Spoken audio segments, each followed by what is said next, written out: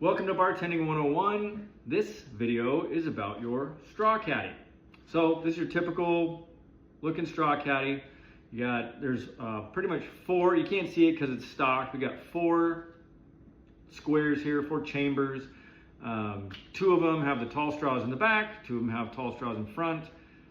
This, I think, best guess, is kind of a leftover thing of when you could smoke inside, and this would, like, matchbooks would go in here. So I've always just covered this up with either tape or made it look try and make it look nice. And then it's an extra slot for straws. If you use more smaller straws, fill it with smaller, sorry. If you use more taller straws, put the shorter ones in the front and double up on these tall straws. So that's best guess. That's the way I used more space. Over here is for coasters or bev naps. That's for beverage napkins. File that away. Someone eventually would go, where are the bev naps? Or do we have more bev naps? That's what they're talking about. It's just those little square napkins that you set down as if they were a coaster. Okay. The main thing about this is, if you're opening, this should be stocked, fully stocked. Okay. If it's your job to stock this when closing, stock it. Okay? You need to do your side work. You need to set up the next bartender. You should never have to stop working to refill this or to do more prep. I'm going to do a whole other video on prep. Every time you stop to stock something or get something or fix something, that's when you're not making drinks and you're not putting money in the till and your tip jar. So this is just one little thing that helps you not slow down, to keep going, to make more money that night.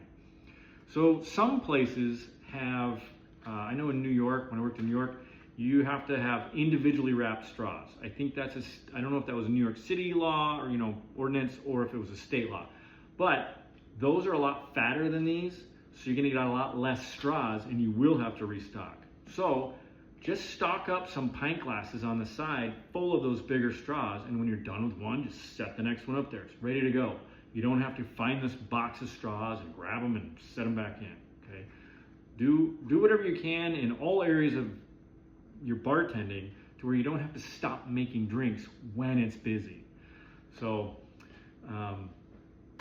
the last thing, and this rarely happens, quick story, but try not to have customers touch your straws. You don't know where their hands have been. Your hands should be clean, they should be washed, you're handling their garnishes. You put straws in customers' drinks.